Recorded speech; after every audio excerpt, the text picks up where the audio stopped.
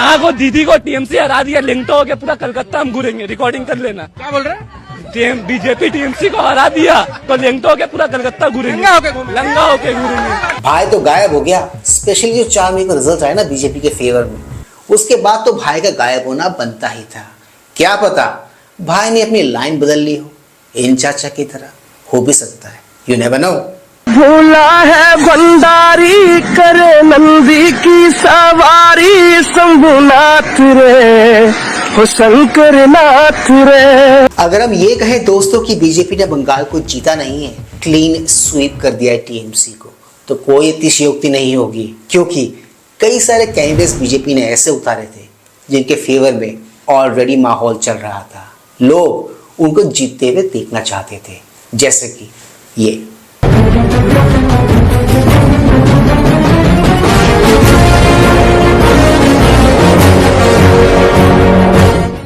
मेरी तरह I am sure इस देश में कई सारे लोग ऐसे होंगे जो इनकी कहानी को सुनने के बाद इनको जीतते हुए देखना चाहते थे।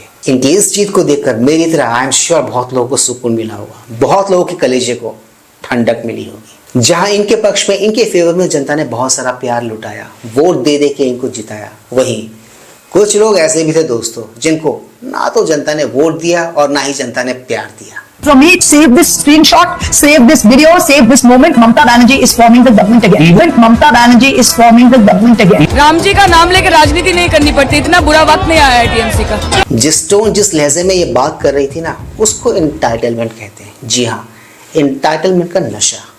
उसी नशे में ये लोग कुछ भी क्लेम्स करते हुए जा रहे थे। वो अलग बात है, बंगाल इलेक्शन रिजल्ट जो है, जो नतीजा जो आया, वो इनके हिसाब का नहीं था, इनके फेवर में नहीं आया। खैर, वो कहते हैं ना, वक्त वक्त की बात होती है और वक्त पलटता भी है।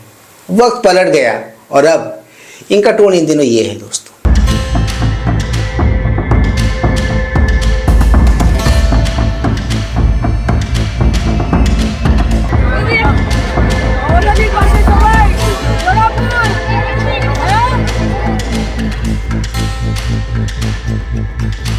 इन्होंने तो जनता के जनादेश को, जनता जनार्दन के जनादेश को स्वीकार कर लिया, भारी मन से ही सही स्वीकार कर लिया। बट ये क्या देख रहा हूं मैं, इनकी जो नेत्री है वो अभी भी हार मानने को तैयार नहीं है।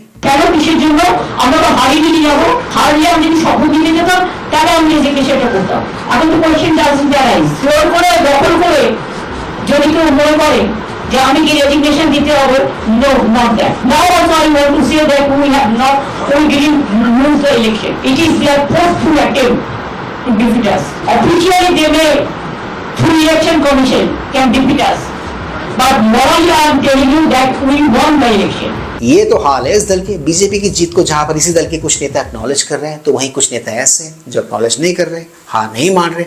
मुझे ऐसा लगता है पहले इनको साथ में बैठ के इस कंफ्यूजन को सुलझाना चाहिए, ताकि देश कंफ्यूज ना हो। देखो दोस्तों, अगर आपको ये समझना, ये जानना है कि इस वक्त इनकी मनोदशा एग्जैक्टली क्या है, तो आपको ये क्लिप देखना चाहिए। इसको देख लो, आपको एक फेयर आइडिया हो जाएगा कि बेचारे किस चीज से गुजर रहे हैं इन दिनों।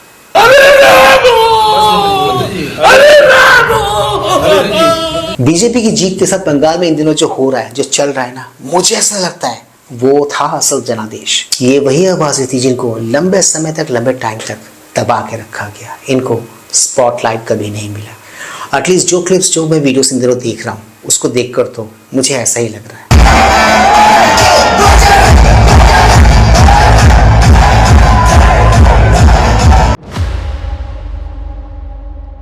Please like, share, subscribe and high my YouTube channel, ताकि हम ऐसे कंटेंट्स बनाते रहें और हमारा ये कंटेंट ज्यादा से ज्यादा लोगों तक पहुंचे। तो दोस्तों, ज्यादा वक्त न गवाते हुए let's go back to the topic then. आपको तो ये बात बहुत ही अच्छे से पता होगी कि बंगाल विधानसभा चुनाव में बीजेपी ने बहुत ही बड़े मार्जिन के साथ जीत दर्ज की है और 9 को उनका सीएम पद की शपथ लेने वाला है। जहां दोस्तों, इस खबर से इस देश में कई सारे लोग ऐसे हैं जो बहुत ही खुश हैं, तो कुछ लोग ऐसे भी हैं जो बिल्कुल भी खुश नहीं है, जरा भी खुश नहीं है।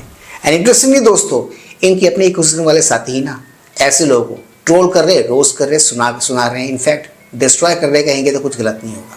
Today is a day of reckoning for democratic opposition in this country. The opposition cannot and must not take too much solace from what happened in Kerala, because in Kerala it's a routine return, and because it was delayed by 5 years, so probably people added some areas to that. Nothing more than that. What happened in Tamil Nadu is a great democratic transformation, and I say this without being pro or anti anyone, but this is what democracy does.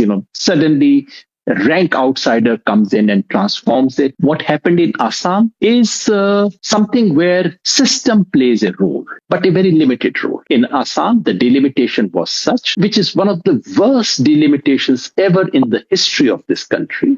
Having said that, I would say that in Assam, BJP would have won even if the election commission had not done the kind of cheating that it has done in delimitation. Now coming to Bengal, to my mind, yes, this kind of result cannot come unless there is a popular resentment. And people like me may have underestimated. I did not make a forecast, but I can tell you honestly, my sense was, yes, election commission has done some hera-feri, but Mamta's margin is too big and she would be able to absorb that stuff. That did not happen. So clearly, we made an error of judgment. And unlike Pradeep Gupta, we did not have any survey or anything else to back it up. So yes, there was popular resentment, which we did not see. Having said that, and that's the last point I want to make, the result was probably not possible without SIR. Please remember, in SIR, 90 lakh votes were delayed. I would not say all those 90 lakh were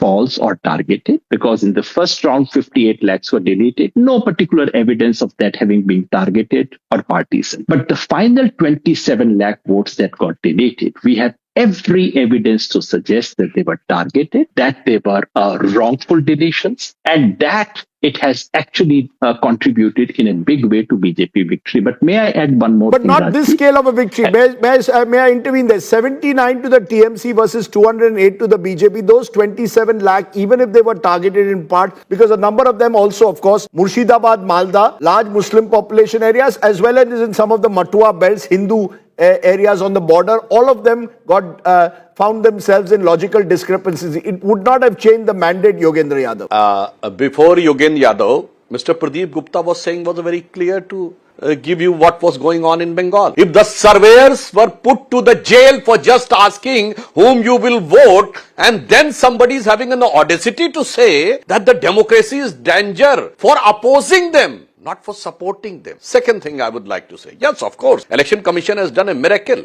because after a long time, for the first time, peaceful election without violence has taken place, where used to be a place when at one point of time UP Bihar were infamous for electoral violence. Now they are settled, and in West Bengal, dozens of murders during the polling were used to be a normal, usual feature. Yogendra Yadav ji ने इस clip में जो कुछ भी कहा ना, उसको सुन के टू बी ऑनेस्ट मैं जरा भी सरप्राइज नहीं हूँ। मैं उनसे एक्सपेक्ट कर ही रहा था, बट हाँ, जो मेरे लिए सबसे सरप्राइजिंग फैक्टर था वो था राजदीप सरदेसाई को इनका काउंटर देना।